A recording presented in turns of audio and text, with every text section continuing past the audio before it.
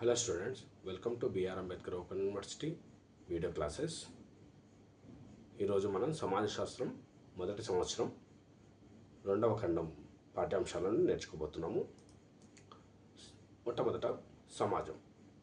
సమాజం అనే పదం సోషియస్ అనే లాటిన్ పదం నుండి ఉత్పన్నమైంది. దాని అర్థం స్నేహబంధము లేదా సహచర్యం అనే అర్థాన్ని మనము చూస్తూ ఉంటాం. ఇక్కడ సమాజం అంటే మనకందరికీ తెలిసిందే, జనాభా ఉంటుంది, ప్రజలు ఉంటారు, వారి మధ్య ఒక ఐక్యతతో కూడిన ఒక ప్రవర్తన ఉంటుంది. ఇవన్నీ మనకు తెలుసు. అయితే కొన్ని నిర్వచనాలు మనం చూసినట్లయితే మైకెవర్ సామాజిక సంబంధాల అల్లిక అని చెప్పేసి సమాజాన్ని నిర్వచించాడు. అలాగే గిన్స్బర్గ్ కొన్ని సంబంధాలు లేదా ప్రవర్తన పద్ధతుల ఐక్యమై ఇతరులు ఈ సంబంధాలు లేదా ప్రవర్తన అంశాలు చేరని వారి నుండి విభేదిస్తూ గుర్తించబడిన వ్యక్తుల సముదాయంగా మనము సమాజాన్ని నిర్వచిస్తాము.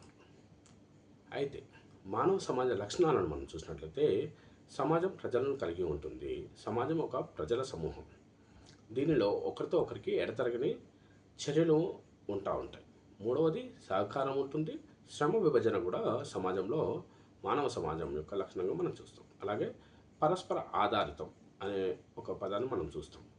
మరొకటి సమాజం చైతన్యవంతమైనది అనే లక్షణాన్ని మనం చూస్తాం. మరొకటి సమాజంలో సామాజిక నియంత్రణ అనేది ఉంటుంది. సమాజంలో సంస్కృతి అనేది ఉంటుంది. ఈ యొక్క లక్షణాలన్నీ కూడా మానవ సమాజానికి సంబంధించినవి. ప్రజలు ఉంటారు, వారికి ఒకరితో ఒకరికి ఎడతెరిగిన చర్యలు ఉంటాయి, సహకారం ఉంటుంది, శ్రమ విభజన ఉంటుంది, పరస్పర ఆధారితం ఉంటుంది, సమాజం చైతన్యవంతమైనదిగా ఉంటుంది, సామాజిక నియంత్రణ ఉంటుంది, అలాగే సంస్కృతి ఉంటుంది. ఇవన్నీ కూడా మానవ సమాజ లక్షణాలు. అలాగే ఇందులో సమాజంలో మరొక అంశాన్ని మనం చూసినట్లయితే సముదాయ రకాలు అనేది ఒక అంశంగా మనం చూస్తాం ఈ పాఠ్యాంశంలో. ఈ సముదాయాలలో గిరిజన సముదాయము, గ్రామీణ సముదాయము, నగర సముదాయము అనే 3 రకాల సముదాయాలను మనం చూస్తాము. ఒకటి గిరిజన సముదాయం. గిరిజన సముదాయం అంటే మనం చాలా సందర్భాల్లో చూస్తూ ఉంటాం. కొండ ప్రాంతాలలో, అడవి ప్రాంతాలలో నివసించే ఆదిమ సమాజాలను మనం చూస్తూ ఉంటాం. దీనిని గిరిజన సముదాయాలుగా మనము చెప్పుకుంటూ ఉంటాం. ఇందులో గిరిజన సముదాయ లక్షణాలను మనం చూసినట్లయితే పరిణామంలో చిన్నదిగా ఉంటుంది, సరిహద్దుల సంబంధం భౌగోళికంగా ఒంటరితనంగా ఉంటుంది, అలాగే సజాతీయత ఉంటుంది, భాష వేరుగా ఉంటుంది, మతము వీరికి ప్రత్యేకమైన మతము ఉంటుంది, భాష వేరుగా ఉంటుంది, మతము వీరికి ప్రత్యేకమైన మతం కలిగి ఉంటారు. ముఖ్యంగా చెప్పాలంటే యానిమాటిజం, టోటెమిజం లాంటి మత రూపాలను కలిగి ఉండడము ఇక్కడ మనం చూడవచ్చు. మరొకటి వీరికి గిరిజన సంస్కృతి అనేది చాలా భిన్నంగా ఉన్నట్టుగా మనం చూస్తాం. అలాగే ఆర్థిక వ్యవస్థ ఏదైతే ఉంటుందో ఇది మరొక గిరిజన సముదాయ లక్షణంగా మనం చూస్తాం. ఆర్థిక వ్యవస్థ మోడర్న్ ఆర్థిక వ్యవస్థకు చాలా భిన్నంగా ఉండే సమాజాలు మనం చూస్తాం. అలాగే సామాజిక వ్యవస్థ, అలాగే రాజకీయ వ్యవస్థ, ఇవన్నీ కూడా గిరిజన సముదాయ లక్షణాలుగా మనం చూస్తూ ఉంటాం. మరొక సమాజాలను చూసినప్పుడు గ్రామీణ సముదాయాలను మనం చూస్తూ ఉంటాము. గ్రామీణ సముదాయం అంటే మనందరికీ తెలిసిందే, మనం సాధారణంగా విలేజెస్ అని, ఊర్లు అని పదాన్ని వాడుతూ ఉంటాము. గ్రామీణ సముదాయం అనే పదాన్ని వాడుతున్నాము. ఇక్కడ నథింగ్ బట్ ఒక సముదాయంలో చాలామంది ప్రజలు వ్యవసాయానికి అనుబంధమైన వృత్తులలో ఉంటే, వ్యవసాయానికి సంబంధించిన వృత్తులలో ఉంటే, వ్యవసాయం చేస్తూ ఉంటే దానిని గ్రామీణ సముదాయము అంటారు. ముఖ్యంగా 3/4 వంతు మంది లేదంటే 75% మంది ప్రజలు వ్యవసాయము దాని అనుబంధ వృత్తులలో ఉన్నప్పుడు దాన్ని గ్రామీణ సముదాయం అని పిలవడం అనేది మనం చూస్తూ ఉంటాం.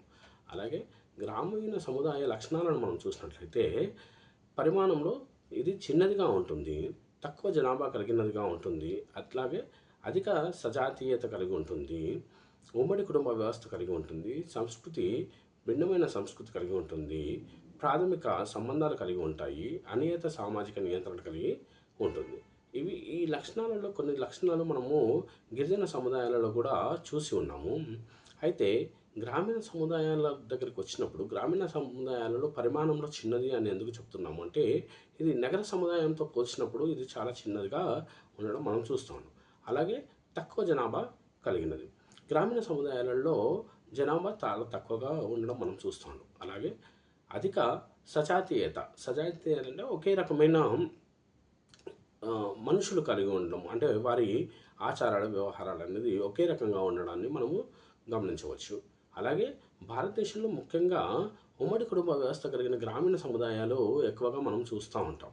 అలాగే వ్యవసాయానికి సంబంధించినంత వరకు మనం చూసినప్పటికీ కూడా వ్యవసాయ వృత్తులలో ఎవరైతే ఉంటారో వారు వలస వెళ్ళలేక, లేకపోతే చాలా కుటుంబాలు వ్యవసాయంలో ఆధారపడి ఉన్నప్పుడు వారు ఉమ్మడి కుటుంబ వ్యవస్థలో కొనసాగించాల్సిన అవసరం ఉంటుంది. సో ఉమ్మడి కుటుంబ వ్యవస్థ గ్రామీణ వ్యవస్థలో మనకు ఎక్కువగా కనబడుతూ ఉంటుంది. అలాగే సంస్కృతి. సాధారణంగానే పల్లెలు సంస్కృతి సంప్రదాయాలను పాటించడంలో ముందంజలో ఉంటాయి. కాబట్టి గ్రామీణ సముదాయాలకు సంస్కృతి కూడా ఒక బలమైన లక్షణంగా మనం చూస్తాం. అలాగే ప్రాథమిక సంబంధాలు. ప్రాథమిక సంబంధాలు అనేవి ప్రాథమిక గౌణ సంబంధాలు అనేవి 2 రకాలుగా ఉంటాయి. ఒకటి ప్రాథమిక సంబంధాలు అనగా ఎవరైతే మనల్ని ఎక్కువగా గుర్తుపడతా ఉంటారో, లేకుంటే ఎవరికైతే ఐ టు ఐ కాంటాక్ట్ కలిగి ఉంటామో, ఫేస్ టు ఫేస్ రిలేషన్షిప్ ఉంటుందో, ఇవన్నీ కూడా మనం ప్రాథమిక సంబంధాలుగా మనం చెప్తూ ఉంటాం. ఫేస్ టు ఫేస్ ఇంటరాక్షన్స్ ఉంటాయి. అంటే ఇక్కడ మనం చూస్తే గ్రామీణ వ్యవస్థను మనం గమనించినట్లయితే ప్రతి వ్యక్తికి ఆ గ్రామంలో నివసిస్తున్న వ్యక్తులందరూ కూడా తెలిసిన వాళ్ళై ఉంటారు. ఆ వ్యక్తికి సంబంధించిన అనేక విషయాలు ఆ యొక్క గ్రామంలో ఉన్న వాళ్ళందరికీ కూడా తెలుస్తూ ఉంటుంది. సో ఇక్కడ మనకు క్లియర్గా అర్థమవుతుంది ఏంటి, ఈ యొక్క సంబంధాలంటే ఒక వ్యక్తికి మరొక వ్యక్తి చాలా క్షుణ్ణంగా తెలిసి ఉండడం అనేది మనకు అర్థమవుతూ ఉంటుంది. అలాగే అనియత సామాజిక నియంత్రణ అనే పదాన్ని మనం ఇక్కడ చూస్తున్నాం. బ్రేక్.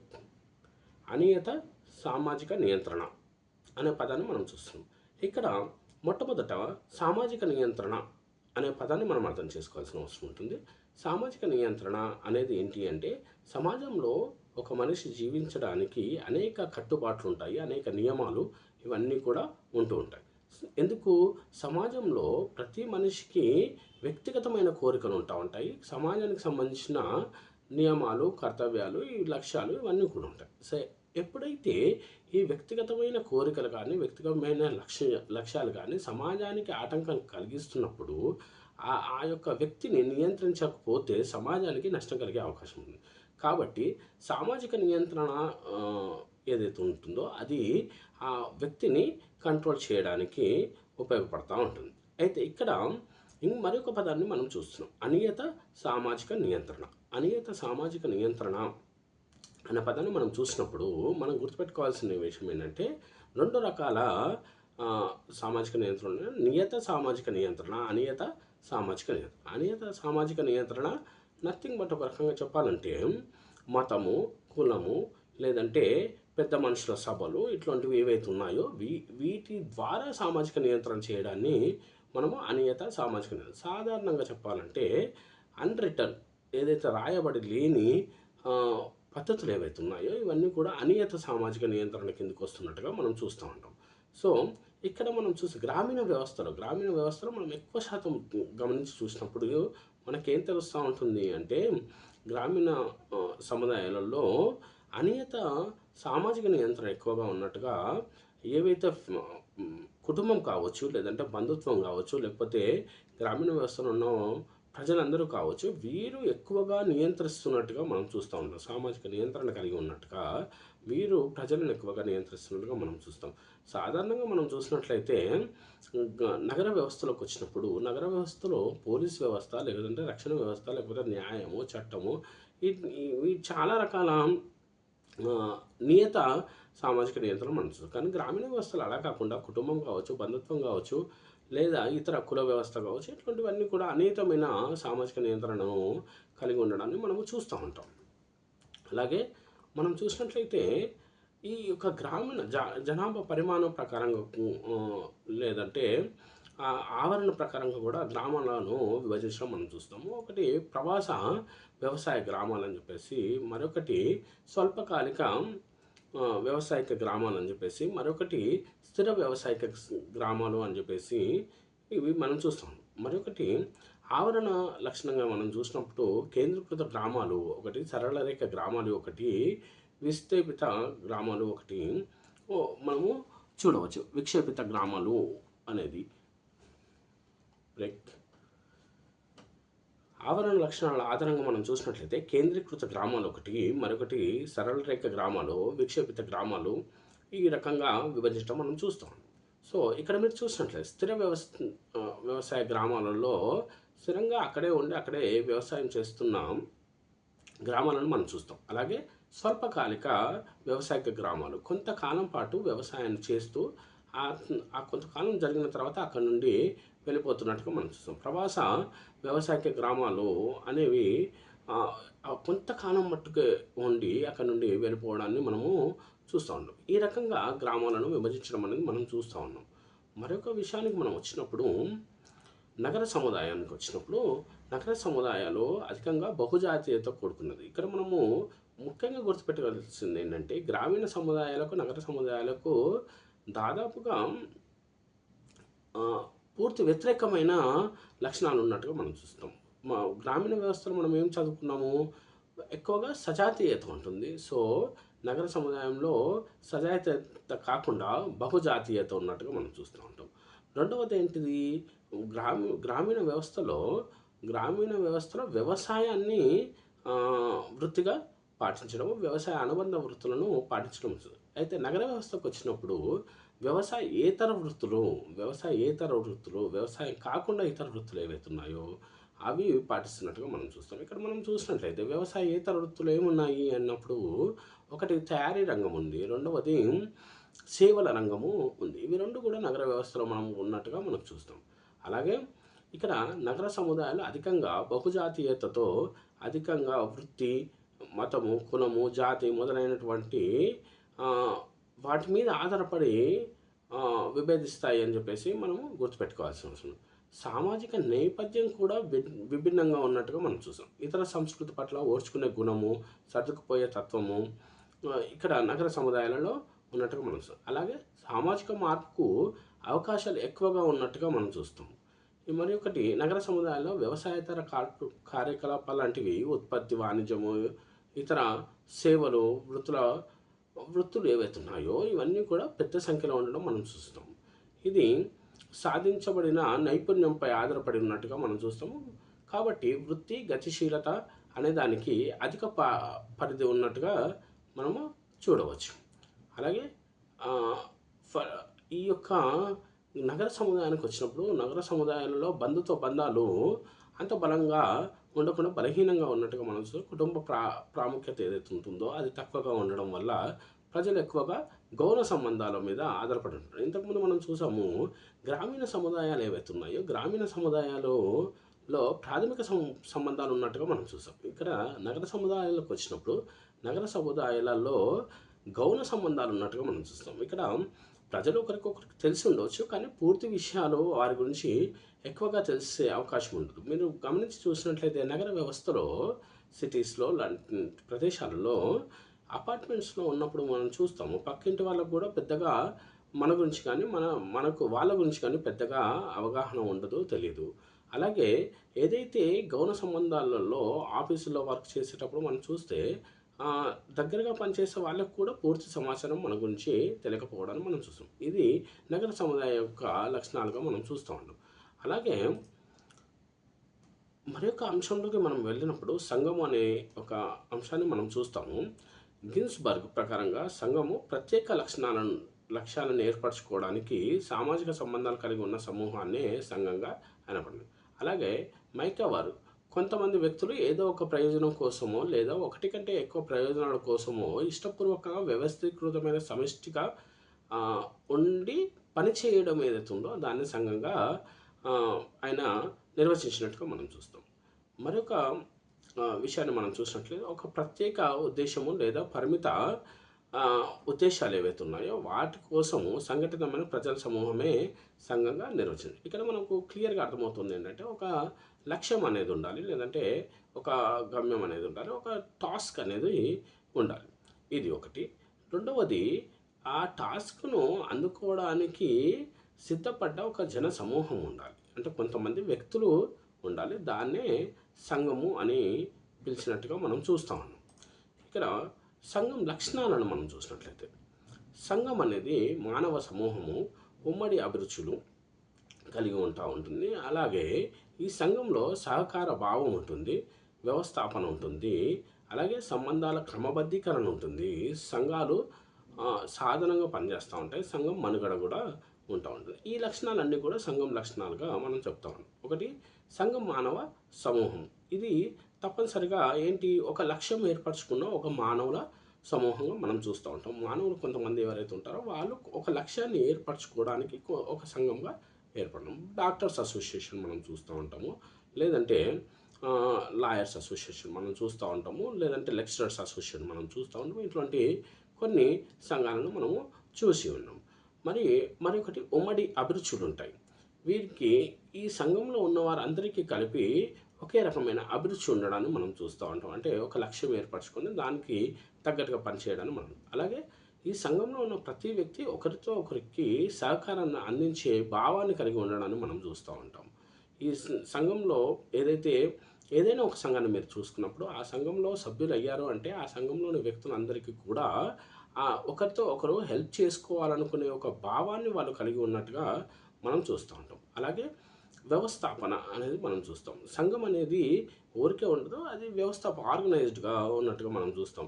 అంటే ఆ వ్యవస్థాపనలో ఒక సంఘం ఎలా ఉండాలి, ఏంటి, ఎలా పని చేయాలి, ఎవరెవరు ఏ పని చేయాలి అనేది క్లియర్గా రాయబడి, దాన్నే సంబంధాల క్రమబద్ధీకరణలు కూడా మనం చెప్తాం. అంటే ఎవరితో ఎలా మెలగాలి, లేదంటే ఎవరిని అప్రోచ్ అవ్వాలి, ఎవరితో మాట్లాడాలి, లేదంటే ఎవరికి జవాబుదారి అనేది క్లియర్గా రాయబడి ఉన్నట్టుగా మనం చూస్తాం. అలాగే సంఘాలు సాధనంగా కూడా పనిచేస్తూ ఉంటాయి. సంఘాలు ఏ సాధనంగా పనిచేస్తూ ఉంటాయి, ఈ లక్ష్యాలు ఏవైతే ఏర్పాటు చేయబడ్డాయో ఆ లక్ష్యాలను అందుకోవడానికి సంఘాలు సాధనంగా పనిచేస్తున్నట్టుగా మనం చూస్తాం. అలాగే సంఘం మనుగడను మనం చూస్తాం. సంఘాలు సాధారణంగా తాత్కాలికంగా ఉంటాయి. కొన్ని సందర్భాలలో సంఘాలు శాశ్వతంగా ఉన్న సంఘాలను కూడా మనము చూడవచ్చు. అలాగే మనం చూస్తే మరొక అంశాన్ని మనం చూసినట్లయితే, సంస్థ అర్థం, నిర్వచనాన్ని మనం చూస్తే సమాజ శాస్త్రంలో సంస్థలు చాలా ముఖ్యమైన ప్రాథమిక భావంతో ఉన్న వాటిల్లో ఒకటిగా మనం చూస్తాం. నిజానికి ఒక మాట చెప్పాలంటే, దుర్కైమ్ ఎవరైతే ఉన్నారో, దుర్కైమ్ సామాజిక శాస్త్రవేత్త, మనందరికీ తెలిసిన ఒక గొప్ప సామాజిక శాస్త్రవేత్త. అలాగే సమాజ శాస్త్రానికి ఎంతో కృషి చేసిన వ్యక్తి. ఆయన ఏమంటారంటే, సమాజ శాస్త్రం అంటే ఒక సామాజిక సంస్థల శాస్త్రం అనడం మనం చూస్తాం. సో ఇక్కడ మనం గుర్తుపెట్టుకోవాల్సింది ఏంటంటే, సంస్థ అనే పదం ఏదైతే ఉందో దాన్నే ఏమంటున్నాడు, సామాజిక సంస్థల శాస్త్రమే సమాజ శాస్త్రం అని చెప్తున్నాడు. సో సంస్థ అనేది అంత ఇంపార్టెంట్ విషయంగా మనం చూడాలి. అలాగే మైకెవర్ అండ్ పేజ్ అనేవాళ్ళు వ్యవస్థీకృతమైన రూపాలు లేదా సామాజిక చర్య లక్షణాంశ నిబంధనల క్రమమే సంస్థ అని చెప్పడము. అలాగే డేవిడ్ ప్రకారంగా సమాజంలో ఒకటి కానీ లేదా అంతకన్నా ఎక్కువ కానీ ప్రక్రియల చుట్టూ ఉన్న ప్రమాణాలు, సామాజిక రీతులు, జానపద రీతులు, చట్టాలు మొదలైన అన్నింటిని కలిపి సంస్థగా పేర్కొనవచ్చు అని చెప్పేసి డేవిడ్ అని ఆయన చెప్పడం మనం చూస్తాం. సో ఇక్కడ మనం చూసినట్లయితే సంస్థ అంటే నథింగ్ బట్ కొన్ని సామాజిక చర్య లక్షణాంశ నిబంధనలు కలిగి ఉండడము, అలాగే సామాజిక రీతులు కావచ్చు, జానపద రీతులు కావచ్చు, చట్టాలు కావచ్చు, ఇవన్నీ కూడా సంస్థ కిందికి వస్తాయి. అయితే ఇక్కడ మనం చూసినట్లయితే సంస్థ అనేది క్లియర్గా ఒక వ్యవస్థీకృతమైన రూపాలుగా ఉండడం మనం చూస్తాం. సామాజిక చర్య లక్షణాంశంగా ఉండడం మనం చూస్తూ ఉంటాం. అయితే ఇక్కడ మనం చూస్తే సంస్థ లక్షణాలను మనం చూసినట్లయితే, సంస్థ లక్షణాలలో సామాజిక స్వభావం కలిగి ఉండడం మనం చూస్తాం. ఇక్కడ సంస్థ అనేది ఏమీ వ్యక్తిగతమైన ఒక వ్యక్తికి సంబంధించిన విషయం కాదు, సామాజికంగా చాలామంది వ్యక్తులకు సంబంధించిన విషయంగా మనం చూస్తాం. సామాజికంగా స్వభావం కలిగినదిగా మనం చూస్తాం. అలాగే విశ్వజనీనమైనది. మనము ప్రపంచంలో ఎక్కడికి పోయినా కానీ సంస్థ అనేది ఉంటాయి. మనం ఏ దేశంకి వెళ్ళినా మీరు ఆ దేశంలో వివాహ వ్యవస్థను మనం చూస్తాం. వివాహం అనేది కూడా ఒక సంస్థనే. సో ఇక్కడ విశ్వజనీయమైనదిగా మనం చెప్తాం. అలాగే సంస్థలు నిర్ణయించబడిన ప్రమాణాలుగా మనం చెప్తూ ఉంటాం. ఏవైతే కట్టుబాట్లు ఉన్నాయి, లేదంటే ఏవైతే నియమాలు ఉన్నాయి సమాజంలో బతకడానికి, అవి సంస్థలుగా మనం చూస్తూ ఉంటాం. నే సంస్థలు అనేవి నిర్ణయించబడిన ప్రమాణాలుగా మనం చూస్తాం. అలాగే అవసరాలను సంతృప్తి పరుచుకునే సాధనంగా సంస్థలను చూస్తాం. మానవులకు చాలా అవసరాలు ఉంటాయి. ఆ అవసరాలు తీర్చుకోవడానికి ఒక సాధనమే సంస్థగా మనం చూస్తాం. అలాగే సంస్థలు నియంత్రణ యంత్రాలుగా కూడా చూస్తూ ఉంటాం. ఇక్కడ మనం చూసినట్లయితే ఇంతకుముందు మనము గత సముదాయములో చూసినట్లు గ్రామీణ వ్యవస్థలో అనియత సామాజిక నియంత్రణ అనే పదాన్ని మనం చూసి ఉన్నాం. సో అక్కడ మనం ఏం చెప్పాము, సామాజిక నియంత్రణ అనేది అవసరము. మనుషులకు అనేక రకమైన కోరికలు ఉంటూ ఉంటాయి. ఆ వ్యక్తిగతమైన కోరిక వల్ల సమాజం నష్టపోకుండా ఉండడానికి సామాజిక నియంత్రణ అవసరం ఉంది. అయితే ఇక్కడ ఏం చెప్తున్నాం మనము, సంస్థలు నియంత్రణ యంత్రాలు అని చెప్తున్నాం. అంటే ఏవైతే సంస్థలు సామాజికంగా ఉన్నాయో ఆ యొక్క సంస్థలు క్లియర్గా నియంత్రణ యంత్రాలుగా పనిచేస్తున్నట్టుగా మనం చూస్తాం. అలాగే ఇవి సంస్థలు సంబంధించినంత వరకు స్థిరంగా ఉండడము మనం చూస్తాము. అంటే తాత్కాలికమైనది కావు, ఇవి శాశ్వతంగా ఉంటాయి. అలాగే మౌలిక లిఖించబడిన సంప్రదాయాలు ఉండటము సంస్థల యొక్క లక్షణంగా మనం చూస్తాము. గుర్తించబడిన చిహ్నాలు ఉంటాయి. ఈ యొక్క సంస్థలకు మీరు గమనించి చూస్తే ఒక కుటుంబం ఉందనుకోండి, కుటుంబానికి తప్పనిసరిగా ఒక చిహ్నం ఉంటుంది. ఏం చిహ్నం అంటే, మీరు ఏదైనా గ్రామానికి వెళ్ళినప్పుడు మీరు చూడండి, ఎవరింటికి వచ్చారు అన్నప్పుడు పలానా వాళ్ళ ఇంటికి వచ్చాము అనేది ఉంది. ఎవరు వారు అంటే వారి ఇంటి పేరు ఒక చిహ్నంగా వాళ్ళకు ఉపయోగపడుతుంది. అలాగే సంస్థలు పరస్పర సంబంధం కలిగి ఉంటాయి. ఒకే సంస్థ ఒక వ్యక్తిగతంగా ఒక సంస్థ ఒక సంస్థ ఒకే రూట్లో దాన్ని పనిచేస్తూ ఉండలేదు. సో ఆ సంస్థ ఒకదానితో ఒకటి సంబంధం కలిగి ఉండడాన్ని మనం చూస్తాం. ఒక సంస్థతో ఇంకొక సంస్థకు సంబంధం ఉంటుంది, ఇంకొక సంస్థకి ఇంకొక సంస్థ కానీ, అలాగా సమాజంలో అనేక సంస్థలకు ఒకదానితో ఒకటి సంబంధం కలిగి ఉండడాన్ని మనం చూస్తూ ఉంటాం. సో ఇక్కడ మనం చూసినట్లయితే సంస్థ రకాలను మనం చూసినట్లయితే ప్రాథమిక సంస్థలు మరియు గౌణ సంస్థలు అనే 2 రకాల సంస్థలను మనం చూస్తున్నాం. ఇక్కడ ప్రాథమిక సంస్థలు అనేవి ఏవైతే ఉన్నాయో అవి మనము ఆదిమ సమాజాలలో కూడా ఇవి కనిపిస్తూ ఉంటాయి. ప్రాథమిక సంస్థలు అవి మతం కావచ్చు, కుటుంబం కావచ్చు, వివాహం కావచ్చు, ఇటువంటివన్నీ కూడా ప్రాథమిక సంస్థలుగా మనం చూస్తూ ఉంటాం. మరియు గౌణ సంస్థలను మనం చూసినట్లయితే ప్రజలు గౌణ అవసరాలను తీర్చుకోవడానికి ఎన్నో సంఘాలు పుట్టుకొస్తున్నాయి. వాటిని గౌణ సంస్థలు అని చెప్పేసి అన్నారు. ఇక్కడ ఉదాహరణకి ఏం చెప్తున్నాం మనము, చట్టం కావచ్చు, వ్యాపారం కావచ్చు, ఇటువంటివన్నీ కూడా గౌణ సంస్థలు అని చెప్పేసి మనము చెప్పడం జరుగుతుంది. ఇవి సంస్థ రకాలుగా మనం చెప్తాం. ఇప్పటి వరకు మనము విన్న అంశాలలో సమాజం ఒకటి, సముదాయం ఒకటి, మరి ఒకటి సంస్థ, మరియు ఒకటి సంఘము అనే అంశాలను మనం విని ఉన్నాము. మానవ సమాజము లక్షణాలను మనం విన్నాము. మానవులందరూ కలిసి ఉంటారు. మానవులలో ఒకరికొకరు ఆధారం కలిగి ఉంటారు అనేది మనం చూసి ఉన్నాం. ఈ యొక్క అంశాలను మనం చూసినప్పుడు సమాజం ఈ యొక్క అంశాలను మనం చూసినప్పుడు సహకారం కావచ్చు, శ్రమ విభజన కావచ్చు, పరస్పర ఆధారితం, ఇవన్నీ కూడా మానవ సమాజ లక్షణాలుగా మనం చూసి ఉన్నాము. అలాగే ప్రతి మానవ సమాజానికి సామాజిక నియంత్రణ అనే లక్షణం ఉంటుంది. లేకపోతే మానవ సమాజం అనేది నిలకడగా ఉండలేదు.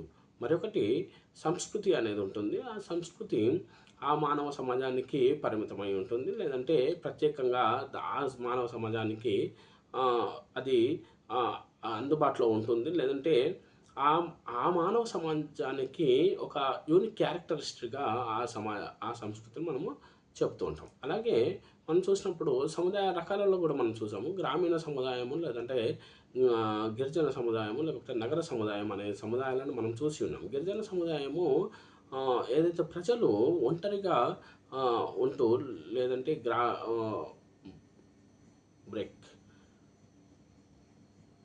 ఏదైతే సముదాయము గ్రామీణ సముదాయం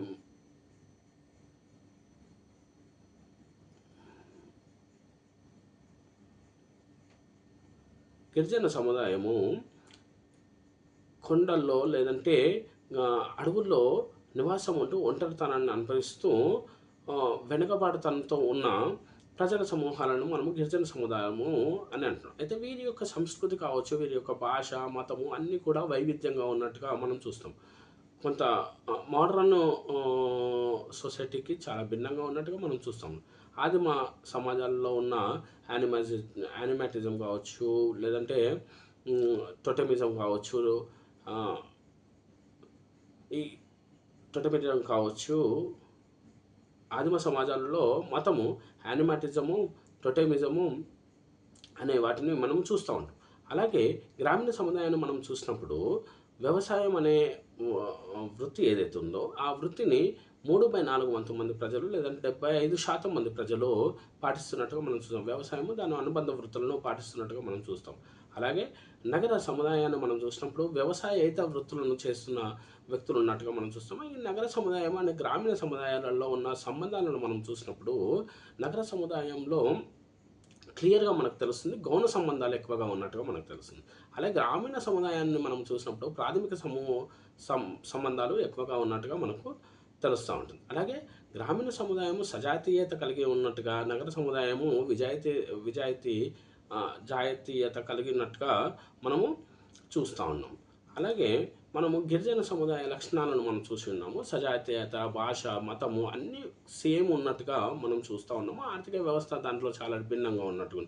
ఇప్పటికీ కూడా మనం ఆర్థిక వ్యవస్థను చూసినట్లయితే కొన్ని సమూహాలలో, కొన్ని గిరిజన సముదాయాలలో ఇప్పటికీ కూడా వేట చేస్తున్న సముదాయాలు ఉన్నాయి.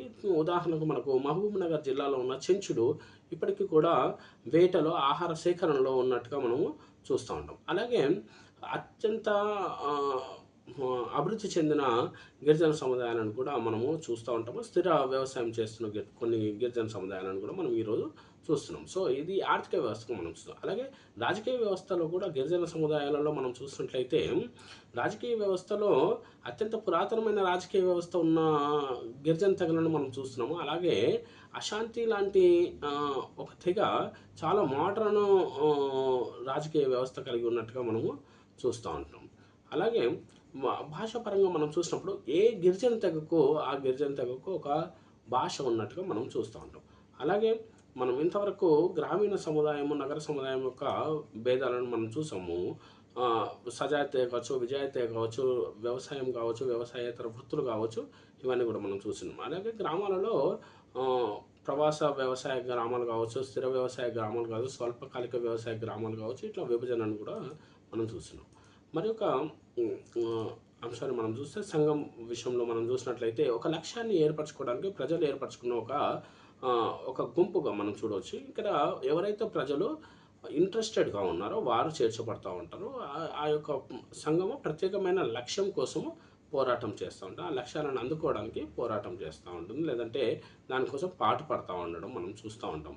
ఒక ప్రయోజనం కోసము లేదా ఒకటి కంటే ఎక్కువ మంది ప్రయోజనాల కోసము ఇది ప్రయత్నం చేసి సంఘటితమైన ఒక ప్రజల సమూహాన్ని సంఘంగా మనం పిలిచాము. సంఘం లక్షణాలలో తప్పనిసరిగా ఉమ్మడి అభిరుచులు ఉంటాయి, మానవ సమూహం ఉంటుంది, అలాగే సహకార భావం అనేది ఉంటుంది. ఇది సంఘం కొన్నిసార్లు శాశ్వతంగా ఉంటుంది, కొన్నిసార్లు తాత్కాలికంగా కూడా ఉండే అవకాశం ఉంటుంది. అలాగే చివరిగా మనం చూసిన అంశము సంస్థ అంటే నథింగ్ బట్ ఒక వ్యవస్థీకృతమైన రూపాలు లేదంటే సామాజిక చర్య లక్షణాంశ నిబంధన క్రమమే మనకు సంస్థ అనేది మనకు తెలుస్తుంది. మరి ఇక్కడ మనం చూసామేంటి, ఎక్కువ కానీ ఒకటి కానీ లేదా అంతకంటే ఎక్కువ కానీ ప్రక్రియల చుట్టూ నిర్మితమైన ప్రమాణాలు, సామాజిక రీతులు ఏవైతే ఉన్నాయో, జానపద రీతులు, చట్టాలు ఇవన్నీ కూడా కలిపి ఒక సంస్థగా పేర్కొన్నట్టుగా మనం చూస్తాం. సంస్థ రకాలను మనం చూసి ఉన్నాము. ఒకటి ప్రాథమిక సంస్థలు, రెండోది గౌణ సంస్థలు అని చెప్పేసి. ఇక్కడ సంస్థ లక్షణాలను మనం చూసాము. సామాజిక స్వభావం కలిగినది మరియు విశ్వజనీయమైనదిగా మనం చూస్తాం. సంస్థలు నిర్ణయించబడిన ప్రమాణాలను కూడా చెప్పాము. అలాగే సంస్థలు ప్రతి మనిషికి అవసరాలను సంతృప్తిపరిచే సాధనంగా మనము చూసాము. సంస్థలు నియంత్రణ యంత్రాలు కూడా పనిచేస్తాయని చెప్పాము. అలాగే ప్రతి సంస్థకు గుర్తించబడిన చిహ్నాలు ఉన్నాయని చెప్తున్నాము. అలాగే సంస్థలు పరస్పర సంబంధం కలిగి ఉందని కూడా మనము చెప్పడం జరిగింది. ఈ విధంగా అనేక అంశాలు మనము చూసి ఉన్నాము. సమాజము, సముదాయము, సంఘము మరియు ఆ, ఆ, సంస్థ. ఈ ఈ యొక్క అంశాలను మనం నేర్చుకున్నప్పుడు మనం గుర్తుపెట్టుకోవాల్సిన వేరియేషన్స్ మనం గుర్తుపెట్టుకోవాల్సిన అవసరం ఉంటుంది. అంటే సమాజం ఏదైతే ఉందో సమాజంలో ఉన్న అంశాలు, సముదాయంలో ఉన్న అంశాలు మరియు సంఘంకు ఉన్న అంశాలు, సంస్థలు. సాధారణంగా సంఘము సంస్థ ఒకటే అనుకుంటా ఉంటాము. కాదు, సంఘం అనేది ఒక లక్ష్యం కోసం ఏర్పాటు చేయబడిన ఒక ఆ, జన సమూహం అని చెప్పి మనం అనొచ్చు. కానీ సంస్థ అనేది కొన్ని రూల్స్ అండ్ రెగ్యులేషన్స్తో ఏర్పాటు చేయబడిన ఒక రూపం అని చెప్పేసి మనము చెప్పాల్సిన అవసరం ఉంటుంది.